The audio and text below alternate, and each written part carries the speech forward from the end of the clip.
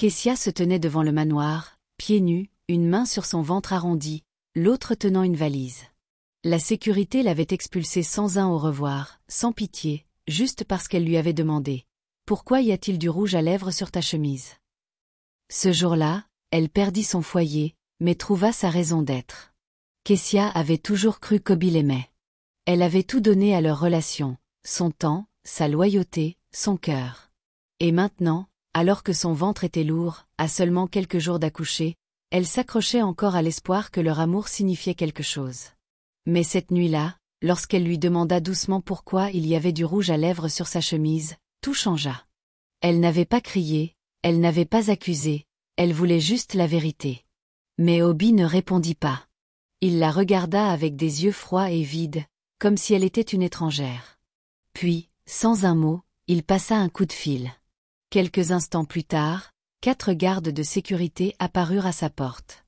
Au début, elle ne comprit pas, pensant qu'il s'agissait d'une erreur. Mais l'un des gardes prononça des mots qui la hantaient pendant des années. « Monsieur a dit qu'elle retourne d'où elle vient. » Le cœur de Kessia s'arrêta. Elle était là, une main sur son ventre, confuse et effrayée, lorsque les gardes prirent son sac, ouvrirent la porte et la conduisirent hors du manoir. Pieds nus, seule, sans nulle part où aller, elle se retrouva dehors, devant les grilles qui se refermaient lentement derrière elle. Ce n'étaient pas seulement les grilles de sa maison qui se fermaient, mais la fin de tout ce qu'elle pensait posséder.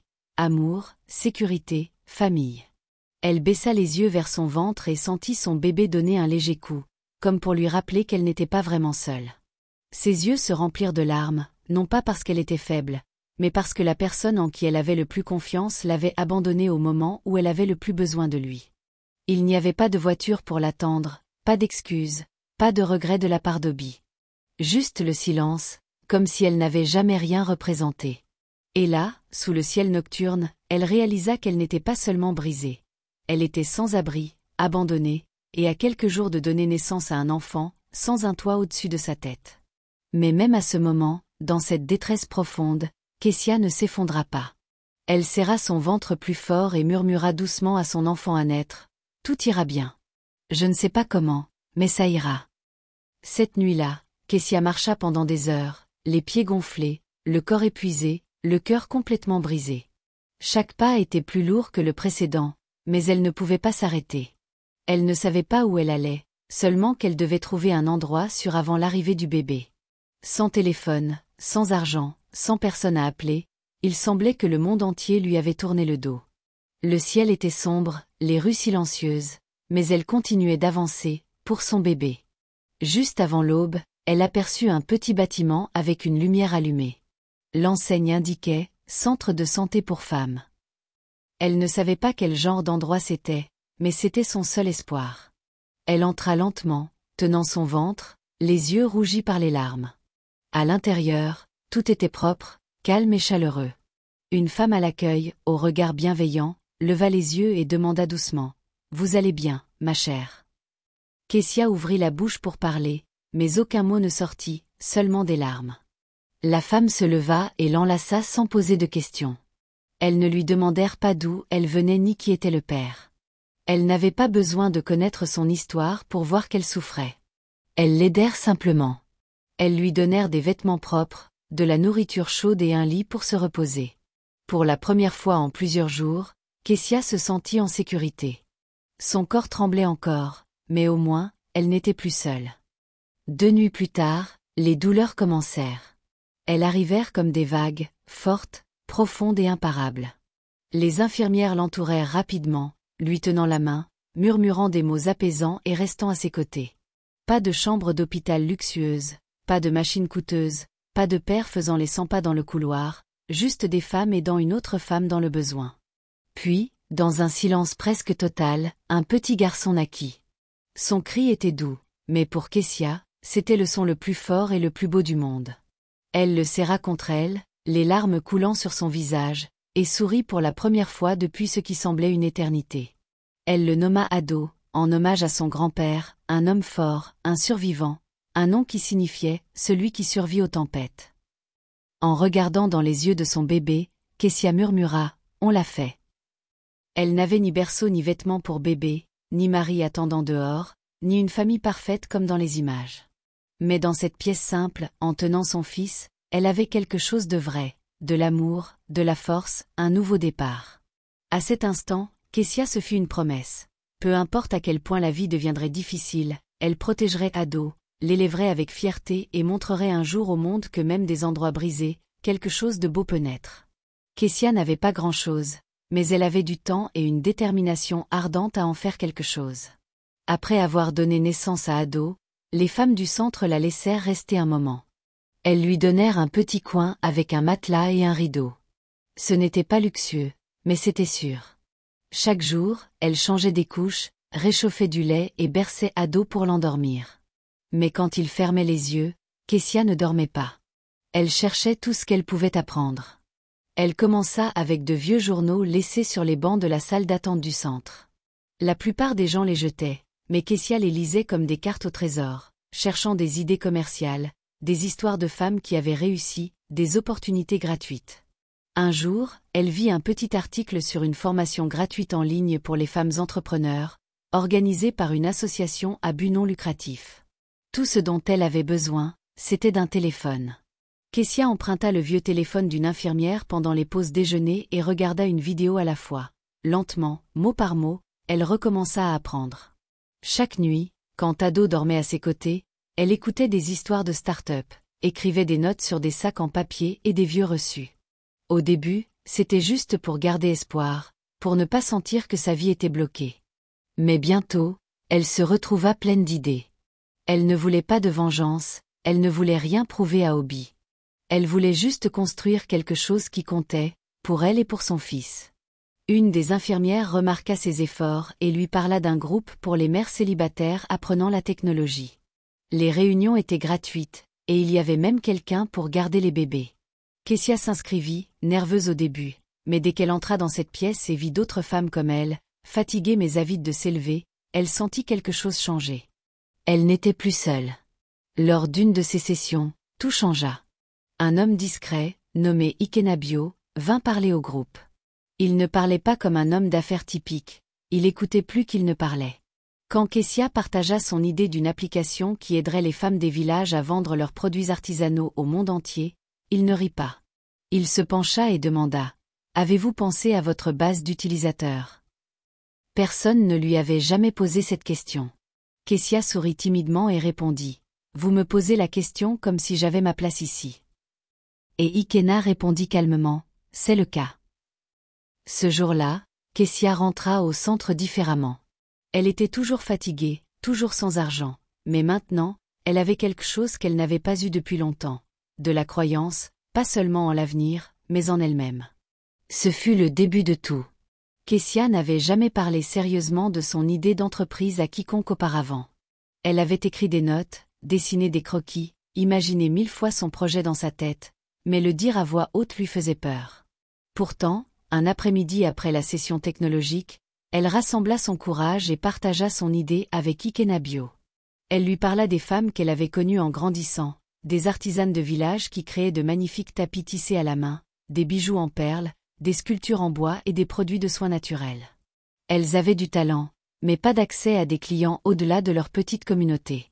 Kessia voulait créer une application qui changerait cela, une plateforme où leurs travaux pourraient être vus et achetés dans le monde entier. Elle s'attendait à ce qu'Ikena hoche la tête poliment, peut-être lui donne quelques mots d'encouragement et passe à autre chose. Mais il ne fit rien de tout cela. Il la regarda droit dans les yeux et demanda « D'accord, comment comptez-vous la faire évoluer ?» Kessia se figea une seconde. Personne ne lui avait jamais posé cette question. Les gens lui demandaient généralement des nouvelles de son bébé, de son passé ou de ses luttes, mais pas lui. Il ne demanda pas qui était le père d'Ado, où elle vivait ou pourquoi elle avait l'air si fatiguée. Il lui parla de son projet comme si ça comptait, comme si elle comptait. « Vous me posez la question comme si j'avais ma place ici », dit-elle doucement, presque incrédule. Et il répondit sans hésiter, « C'est le cas. Maintenant, parlez-moi de votre modèle de croissance. » À partir de ce moment, quelque chose changea. Ce n'était plus un rêve qu'elle gardait pour elle. Ikena lui présenta de vrais outils, lui montra des pitch decks de start-up, l'aida à comprendre ce que recherchent les investisseurs. Il ne la traita pas comme une pauvre mère célibataire avec une idée farfelue, il la traita comme une fondatrice. Ils commencèrent à travailler ensemble, se rencontrant dans des cafés tranquilles et des salles communautaires. Il l'aida à organiser ses pensées, et elle partagea des idées ancrées dans la réalité, des histoires des femmes qu'elle voulait aider. Leur partenariat n'était pas romantique, mais il était puissant, construit sur le respect, la croyance et un objectif commun. Il ne lui donna pas d'argent, il lui donna des conseils, du soutien et des opportunités. Il la poussa à penser plus grand, à se préparer aux questions, à tenir bon lorsqu'elle pitchait. Avec son aide, son idée devint un véritable plan. Ado dormait dans une poussette à leur côté pendant qu'ils travaillaient tard le soir, et Kessia souriait, sachant que son bébé voyait sa mère construire quelque chose de solide. Cette fois, elle ne cherchait l'approbation de personne. Elle créait quelque chose qui lui appartenait, et pour la première fois, elle ne se contentait pas de survivre, elle construisait. 2 ans passèrent, 2 longues années de travail acharné. Kessia n'était plus la femme qui se tenait en larmes devant ce manoir. Elle avait changé, elle avait grandi, elle avait construit quelque chose de réel. Son application était maintenant en ligne, sa plateforme connectant les femmes rurales aux clients du monde entier. Elle avait sa propre petite équipe, et les choses avançaient plus vite qu'elle ne l'avait jamais imaginé. Ce jour-là, elle entra dans une grande exposition commerciale en ville, invitée en tant qu'entrepreneur émerge. Elle portait des talons rouges, un blazer noir ajusté et une confiance calme. Sa tête était haute, ses épaules solides. Elle n'avait pas besoin de parler beaucoup, sa présence parlait pour elle. À ses côtés, dans une poussette simple, son fils ado dormait paisiblement. Il n'avait aucune idée qu'il était sur le point de vivre un moment inoubliable. Kessia s'assit près de l'avant, non pas pour être vue, mais pour écouter et apprendre, comme elle le faisait toujours. Mais alors, l'hôte annonça le prochain orateur, Obi, l'homme qu'il avait chassé, l'homme qu'il avait laissé enceinte et seul. Il monta sur scène avec son charme habituel, commençant à parler de succès, de croissance et de vision. Mais lorsqu'il aperçut Kessia dans le public, il s'arrêta. Ses mots restèrent coincés dans sa gorge. Pendant une fraction de seconde, le milliardaire confiant sembla complètement perdu. Kessia ne broncha pas, elle ne détourna pas le regard. Elle le fixa simplement et sourit, pas un sourire de colère, ni même de fierté, juste une paix tranquille. Elle n'avait pas besoin de parler, pas besoin de lui rappeler quoi que ce soit. Sa présence calme et stable parlait plus fort que tout ce qu'elle aurait pu dire. Ado bougea légèrement dans sa poussette, puis se rendormit. Kessia se pencha et ajusta doucement sa couverture, sans jamais rompre le contact visuel avec Obi. Lentement, il reprit son discours, trébuchant au début, visiblement secoué. D'autres dans la foule remarquèrent. Les chuchotements commencèrent. Certains la reconnurent, d'autres non, mais peu importait. Kessia n'était pas là pour faire un scandale. Elle était là pour les affaires, pour grandir. Elle était venue en tant que femme brisée, mais qui s'était reconstruite avec grâce et force. Elle n'avait pas besoin de l'affronter, la vie avait déjà parlé pour elle. Tout ce qu'elle était devenue se tenait là, dans cette salle. Une femme qui avait été chassée et qui était revenue, non pas avec colère, mais avec un succès discret. Alors que l'événement se poursuivait, Kessia sourit doucement, sachant que ce moment n'était pas une question de vengeance. C'était une question de pouvoir. Le genre qui ne crie pas, mais qui secoue quand même la salle. L'exposition commerciale se termina, mais les vraies connexions eurent lieu plus tard ce soir-là, lors du dîner de réseautage. C'était une soirée élégante, avec de la musique douce, de la nourriture coûteuse et des gens importants discutant d'affaires et de rêves. Kessia était invitée, non pas en tant qu'accompagnatrice, mais pour ses propres mérites. Elle portait une robe simple, élégante mais discrète, et entra avec une confiance tranquille. Ado était avec une babysitter ce soir-là, et pour la première fois depuis longtemps, Kessia était pleinement présente, pas en tant que mère, pas en tant qu'ex de quelqu'un, mais en tant qu'elle-même. Elle était assise à une table ronde avec plusieurs investisseurs et entrepreneurs, et là, juste en face d'elle, se trouvait Obi, accompagné d'une nouvelle femme, jeune, élégante et visiblement fière d'être vue avec lui. Au début, la femme ne reconnut pas Kessia, mais quand Obi n'arrêtait pas de jeter des regards dans sa direction, elle le remarqua. Puis vinrent les chuchotements, le faux sourire, et enfin, un commentaire cruel, dit assez fort pour attirer l'attention. Elle est là pour ramasser les miettes ou elle espère juste que quelqu'un la remarque.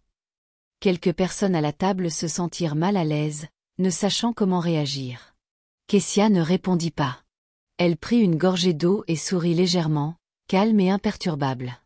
Mais alors, un homme assis près d'eux, quelqu'un de l'industrie technologique, se pencha en avant et dit « Attendez, vous parlez d'elle ?» C'est Kessia, la fondatrice d'Adoka Link. La femme s'arrêta. « Adoka quoi ?» Adoka Link, répéta-t-il. La plateforme artisanale, plus de 2 millions d'utilisateurs. Elle vient de boucler son tour de financement le mois dernier. Le silence frappa la table comme une vague.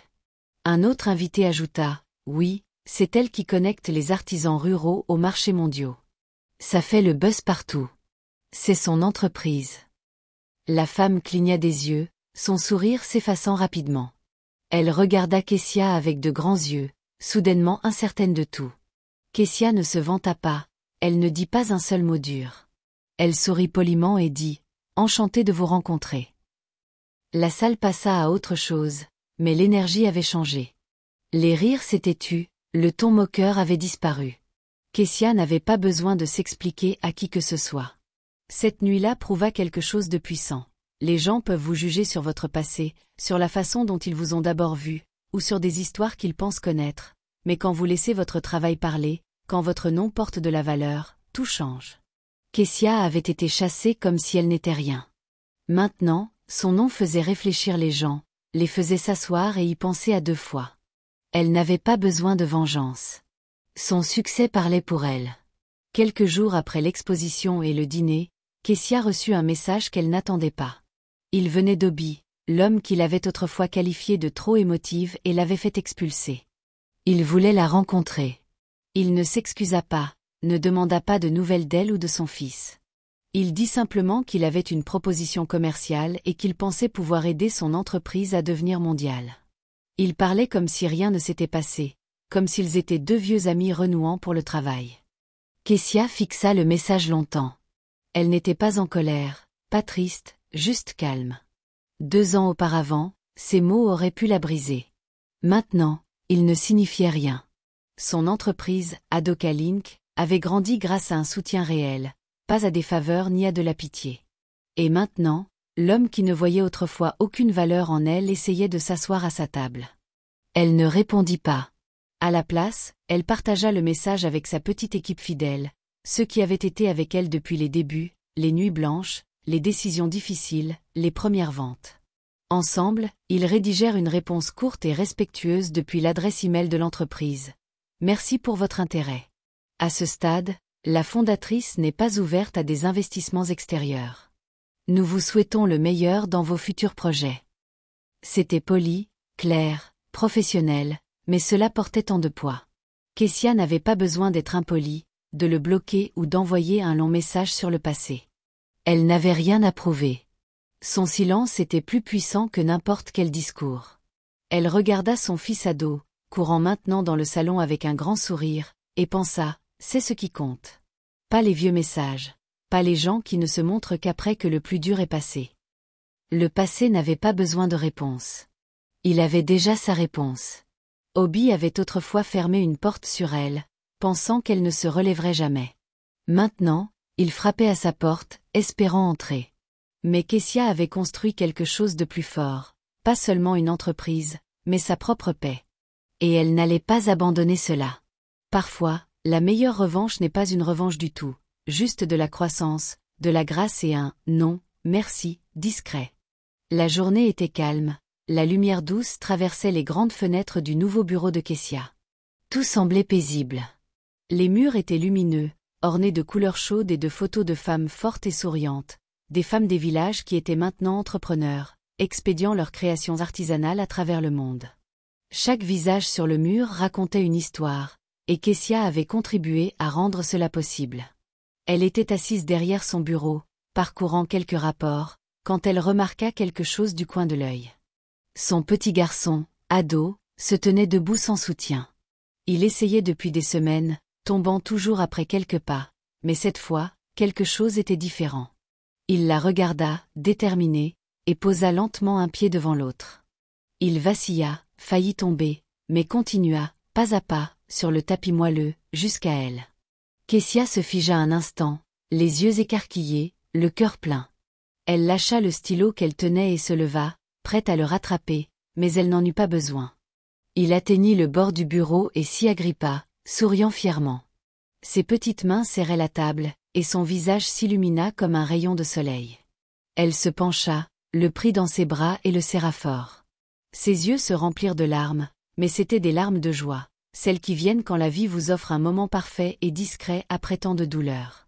Elle embrassa doucement son front et murmura « On a construit ça, juste toi et moi. » Ce n'était pas seulement à propos du bureau, c'était à propos de tout. Les nuits blanches, les jours difficiles, les moments où elle avait envie d'abandonner.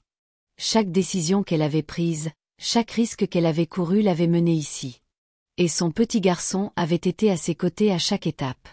Elle regarda autour de la pièce, non pas avec fierté, mais avec une profonde gratitude. Ce n'était pas une revanche. Elle n'avait pas construit tout cela pour prouver quoi que ce soit à qui que ce soit. Elle l'avait construit pour survivre, pour guérir, et pour aider les autres comme elle. Et maintenant, ce n'était plus seulement une entreprise, c'était un héritage. Ado gloussa dans ses bras, tapant des mains. Kessia sourit, le serrant contre elle, sentant son cœur battre près du sien. Ce moment était un rappel. Ils n'avaient pas seulement traversé la tempête, ils en avaient fait naître quelque chose de beau. Et le voyage ne faisait que commencer. L'entreprise d'Obi avait été l'un des plus grands noms de l'industrie, avec des bureaux Tapax en Graveleuil, des publicités coûteuses et des fêtes pour exhiber leur succès. Mais lentement, les choses commencèrent à s'effondrer. Les ventes chutèrent, les investisseurs se retirèrent, les projets échouèrent. Quand on demandait ce qui n'allait pas, Obi blâmait le marché, disant que les temps étaient durs, que l'économie avait changé, que les clients dépensaient moins. Mais ceux qui connaissaient vraiment le monde des affaires savaient la vérité. Obi avait commis une grosse erreur. Il avait sous-estimé le pouvoir des femmes, surtout celles qui avaient été ignorées ou mises de côté. Pendant qu'il se concentrait sur les apparences, d'autres construisaient de vraies solutions. Pendant qu'il se moquait de femmes comme Kessia et riait des petites idées, elle développait une plateforme qui aidait vraiment les gens. Et le plus grand retournement de situation, le même investisseur qu'il avait autrefois qualifié de trop faible, Ikenabio, faisait maintenant les gros titres. Pas parce qu'il avait sauvé Obi, mais parce qu'il soutenait Kessia. Il avait publiquement annoncé son soutien à Adoka Link lors de son deuxième tour de financement. L'annonce était partout, dans les journaux, sur les blogs d'affaires, sur les réseaux sociaux. Les gens parlaient de cette mère célibataire sans formation en technologie qui avait construit quelque chose de significatif, de solide, de durable. Obi observait tout cela de loin.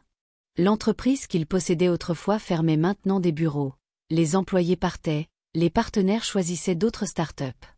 Et Kessia? Elle n'avait même pas le temps de le remarquer.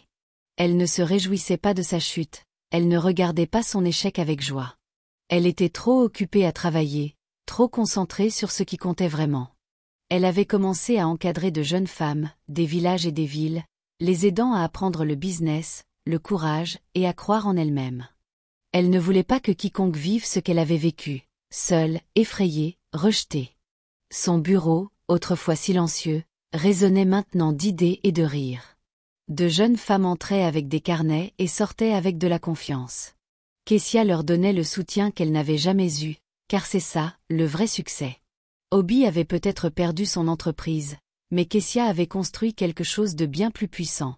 Pas seulement une entreprise, mais un mouvement. Et tandis que le monde parlait de ceux qui échouaient, Kessia gardait la tête baissée, aidant la prochaine génération à s'élever. Parce qu'en fin de compte, le succès n'est pas bruyant. Il est constant, il est bienveillant, et il n'a pas besoin de regarder en arrière. La salle était remplie de lumière, de caméras et de certains des noms les plus influents du monde des affaires. Des gens de tout le continent s'étaient réunis pour célébrer l'innovation, l'impact et le leadership. Kessia était assise calmement à sa table, tenant la petite main d'Ado dans la sienne.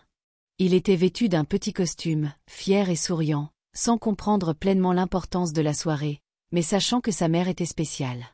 Quand son nom fut appelé, les applaudissements furent retentissants. Kessia se leva lentement, calme mais confiante, et marcha vers la scène sous les flashs des caméras et les acclamations du public. Ce soir-là, elle n'était pas seulement Kessia, la fondatrice.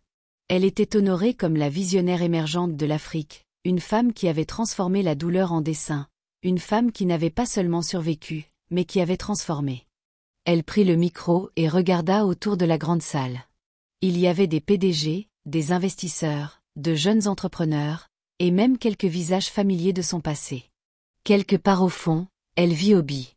Il ne frappait pas des mains, il observait simplement. Mais Kessia n'était pas là pour lui. Elle prit une profonde inspiration et commença à parler. On dit qu'une femme trahie est dangereuse, dit-elle doucement, la voix assurée. Mais ils ont tort. Une femme déterminée, c'est une révolution entière. La foule se tut, écoutant attentivement.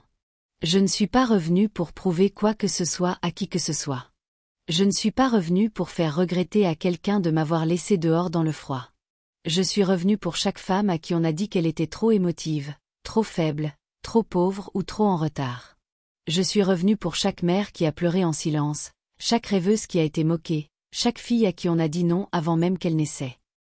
Des larmes montèrent aux yeux de certains dans la salle. Kessia continua, souriant maintenant, et mon partenaire commercial, dit-elle en jetant un regard à Ikenna, assis fièrement au premier rang, il n'est pas seulement plus riche, il est meilleur, car il n'a pas seulement cru en mon idée, il a cru en moi, même quand je doutais de moi-même. Le public se leva, applaudissant plus fort qu'auparavant. Certains pleuraient, d'autres acclamaient, et Ado, assis sur sa petite chaise, frappait des mains de toutes ses forces. Kessia avait bouclé la boucle, non pas avec amertume, mais avec beauté. Elle était revenue, non pas pour regarder en arrière, mais pour élever les autres. Parce que le vrai succès, ce n'est pas la revanche. C'est la guérison, c'est l'aide, et c'est montrer à chaque femme comme elle que la porte qui s'est fermée sur vous n'était jamais destinée à vous empêcher d'avancer. Elle vous poussait simplement vers votre propre chemin. Ne laissez jamais quelqu'un qui vous a chassé être la fin de votre histoire. Parfois, être expulsé, c'est la vie qui vous pousse en avant.